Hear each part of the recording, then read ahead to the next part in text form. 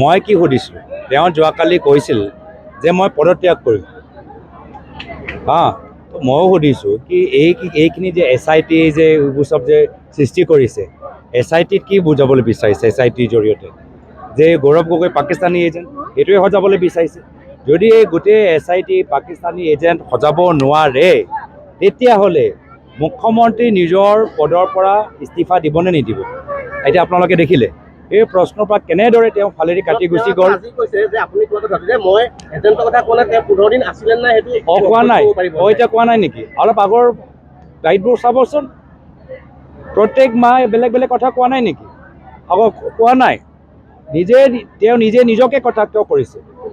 তেওঁ গোটেই ফেচবুক, গোটেই প্ৰেছ ৰিলিজ, গোটেই গোটেই দৰ্শে আছে, কোন মাহত কোন দিনত ক'ত তেওঁ কি কৰিছে, গোটেই ফাইলটো মোৰ ওচৰত আছে। আৰু আপোনালোকেও জানে এটা পিছত এটা তেওঁ গ'ল পষ্টটো সলাই আছে। এটা পিছত আগতে তেওঁ কৈছে পাকিস্তান এজেণ্ট, কৈছে ISI, এতিয়া বেলেগ কথা।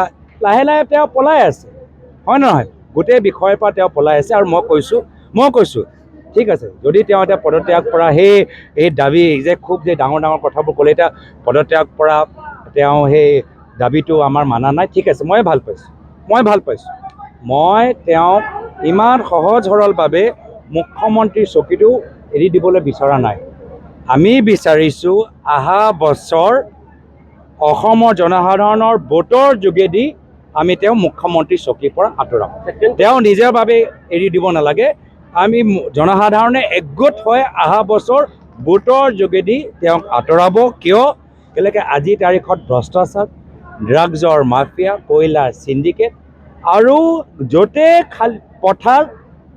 য'তে ৰাজহুৱা পথাৰ তাতে বিজেপি নেতাসকলৰ চকু, নিজৰ এটা ব্যৱসায় আৰম্ভ কৰি ৰাইজৰ মানুহক, ৰাইজৰ খেতিয়কসকলক তেওঁলোকে আঁতৰাই ৰাখিছে। এইবোৰ চব তেওঁ SIT কিয় গঠন কৰিছে? যদি তৰ্ক বিতৰ্ক এনেকৈ কৰিব লাগে, তেতিয়া SIT ভাঙি দিয়ক। তেওঁ কি কৈছে যে SITৰ জৰিয়তে তদন্ত কৰিব, এইবোৰ চব কথা ওলাই আহিছে। তো SIT কাম শেষ হৈ গ'ল, তেতিয়া ৰিপৰ্ট ছাবমিট কৰি দিয়ক। SIT যেতিয়া তেওঁলোকে ৰিপৰ্ট ছাবমিট কৰিব, ৰাইজক ৰাজহুৱা কৰিব, তেতিয়া আমি এটা এটাকৈ কথা আমি তাৰ উত্তৰ দিম। মইতো কৈ আছোঁ, ছেপ্টেম্বৰৰ কাৰণে কিয়? যদি এতিয়াৰ পৰা CM এতিয়া এই বিষয়টো আৰম্ভ কৰিছে, তেতিয়া SIT ৰিপৰ্ট জমা কৰি দিয়ক। মানে আৰু একো কোৱা নাই, SIT ৰিপৰ্ট জমা কৰি দিয়ক। SIT ৰিপৰ্ট ৰাইজক কওক কি তথ্য পালে। SIT কামবোৰতো আমি জানিব লাগে না, ইমান কষ্ট কৰি দিল্লীলৈ গৈছে। তো আমিও জানিবলৈ বিচাৰোঁ।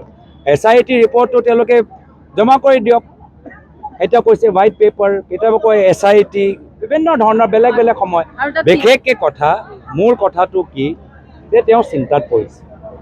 তেওঁ কথাটো ক'বলৈ দিয়ক, তেওঁ চিন্তাত পৰিছে কি যে অহা বছৰ তেওঁৰ চকীটো যাব, আৰু তেওঁ বিৰোধী ভূমিকাত কেতিয়াও বহিবলৈ পোৱা নাই।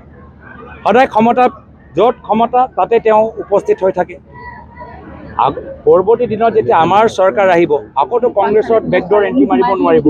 তেতিয়াতো বিৰোধী চকীত বহিব লাগিব, বিৰোধী আসনত বহিব লাগিব। তেতিয়া কি হ'ব? এই যে চিন্তা, পৰৱৰ্তী দিনত কংগ্ৰেছৰ চৰকাৰ দিনত তেওঁৰ কি অৱস্থা হ'ব, সেই চিন্তাত আবুল তাবুল কথা, যি টি কথা কৈ আছে।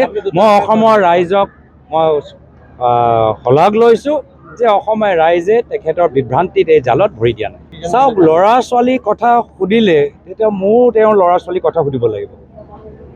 মোৰতো ল'ৰা ছোৱালী 8 বছৰ আৰু সৰুগৰাকী 4 বছৰ। এতিয়া মই তেওঁৰ ল'ৰা ছোৱালী সুধিলে, এতিয়া বস্তুটো ৰাজনীতিটো মই এই ধৰণৰ নিম্ন ৰাজনীতি মই কৰিবলৈ বিচৰা নাই।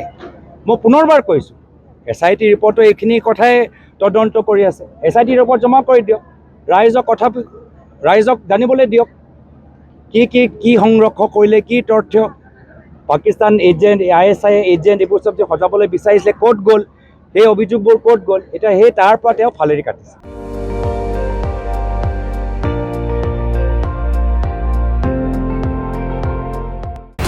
আপুনি চাই আছে ND24, সৰ্বশ্ৰেষ্ঠ নহয়, সৰ্বোত্তমৰ দৌৰ।